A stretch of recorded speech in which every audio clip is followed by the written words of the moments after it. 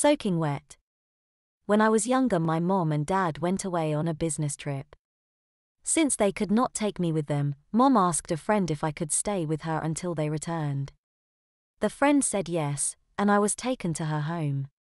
The friend was a little younger than my mom and very attractive. She was not yet married and lived alone. It would be fun to have a youngster around the house, she said to Mom. However, boys of my age group, Mom assured her, often got themselves into trouble. Before Mom left, she told the woman exactly what she should do if I did not behave. If he doesn't do what he's supposed to do or gets out of line. Mom instructed. Make sure you put him across your lap and give him a warm bottom. The woman giggled at this and smiled at me. I assumed nothing of the kind would actually happen. However, I quickly discovered how very wrong my thinking was. Things went fine for the first few days, without even a threat or scolding. However, I began to fall into my usual routine of doing as I pleased and getting away with as much as I could. I was soon to find out that my mother's friend was not a pushover.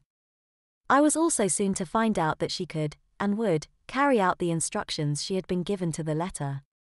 One very wet morning, I was sternly warned to not get my clothes dirty while playing. The rear yard was sopping wet and the bare patches on the lawn were muddy. Needless to say, I did not stay clean for very long.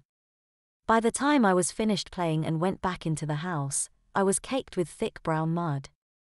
I also had left a telltale trail of thick mud, from the kitchen to the living room. You are a naughty boy, came an angry female voice from behind me. Look at what you've done to yourself. Never mind my clean floor and carpet. Grabbing me by my right hand, she led me into the bathroom. I'll have to wash everything you have on while you take a shower. Leave your clothing outside the door, take your shower. Put on your pajamas, then come to the living room.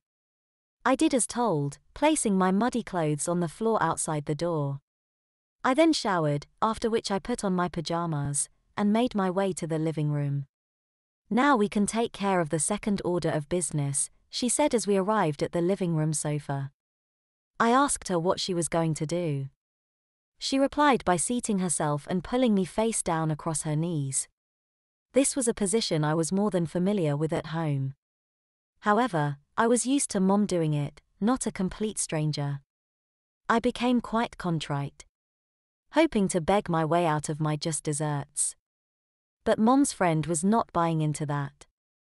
She encircled my waist with her left arm, raised her right, and her open palm came down across the summit of my left buttock. Yelping from the sting, I pleaded with her not to spank me. However, my pleas were to no avail. Her hand began coming down briskly and readily and alternated from cheek to cheek. I began to cry and wiggle as the sting spread and my cheeks burned. Each spank was a white-hot needle. There was no escape. I can't say for sure just how many spanks I received that day, but it seemed to go on forever. Finally, I just lay there taking them, gritting my teeth.